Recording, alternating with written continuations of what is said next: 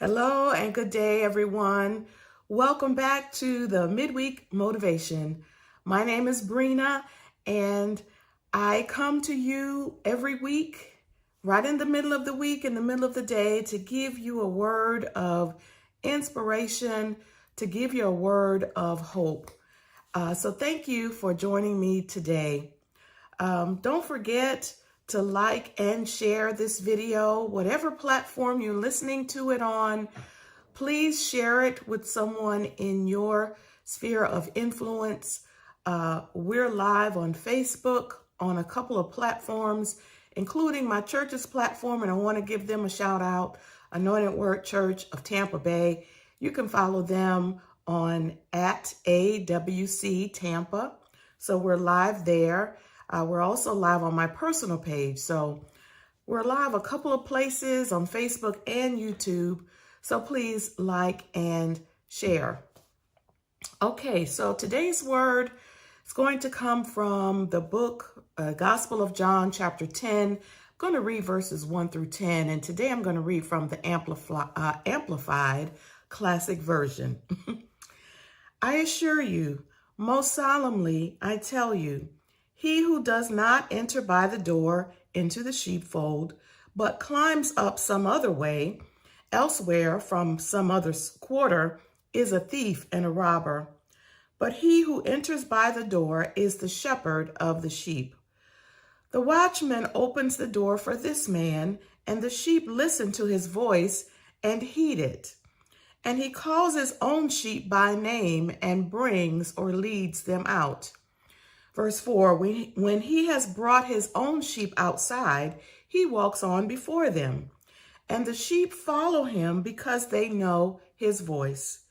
They will never on any account follow a stranger, but will run away from him because they do not know the voice of strangers or recognize their call. Verse 6, Jesus used this parable illustration with them, but they did not understand what he was talking about.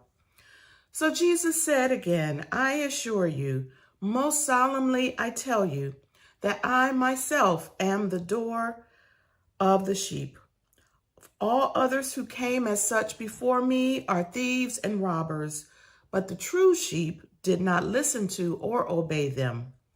I am the door. Anyone who enters in through me will be saved or will live. He will come in and he will go out freely and will find pasture.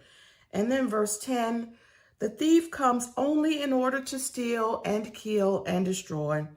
I came that they may have and enjoy life and have it in abundance to the full till it overflows. So the word for today is the full life.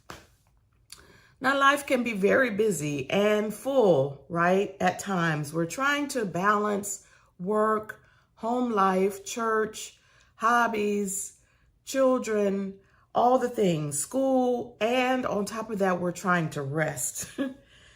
And all most people want is just to be able to live a good life, to be able to live a contented, fulfilled, satisfied life.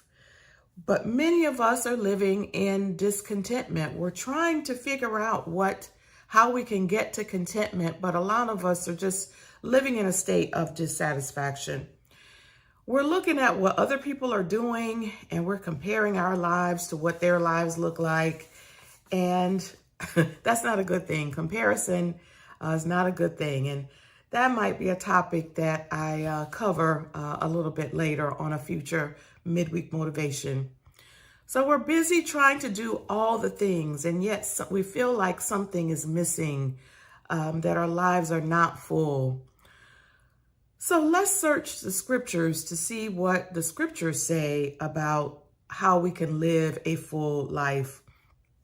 So we read in John 10, and we read verses 1 through 10. And verse 10 says that Jesus came that they might have and enjoy life and have it in abundance to the full until it overflows. And again, that's the Amplified. We believers are the they that we're talking about in this passage. So Jesus came so that we could have a full and enjoyable life. So how can we do that? That's the question on the table. Have you ever seen sheep following their shepherd and wondered how they know to follow this person?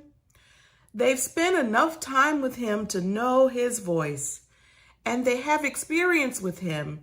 He's taken care of them in the past, and so they know that he will continue to do that. So they follow him. We believers are Jesus's sheep. And John 10 tells us that we're to listen to his voice, listen for his voice, and follow him. This passage also says that Jesus goes before us so that we can follow him and do what he says to do. Now, if we follow someone else, like the thief or the robber, we're going to be led astray and led in the wrong direction. So Jesus is our shepherd. He's our leader. He guides us in the way that we should go. So what does this have to do with living a full life? When we follow the shepherd, Jesus, he will lead us to the things that will provide us with fullness, contentment, peace, all those things that we seek. Jesus will lead us to those things. We all want this, right? We all desire these things, but we have to be careful that we're not following the wrong source, the things that we think are going to lead to contentment and peace. Jesus is the one who will lead us. He's going before us. He will lead us so that we can experience these things and have a full life in him. Now, this is a life that we could not create on our own. We might think that we can create this life, but we can experience it by following Jesus, by his leading, by his guidance. We want to live this life fully and completely, and we can do that in Jesus Christ. So let's stop looking for contentment everywhere else and fulfillment and fullness everywhere else. The source of that is Jesus, because he is the source of all things. He created all things. 2 Peter 1:3 tells us that his divine power has given to us all things that pertain to life and godliness through the knowledge of him who's called us by his glory and virtue. So we have access to all things to live a full life. And we have that access by following our good shepherd, and that is Jesus. He is the correct source for our peace, our contentment, and our fulfillment. So be mindful of who you're following. Seek Jesus today so that you can find rest, fulfillment, contentment, peace, so that you can live a full life in him today.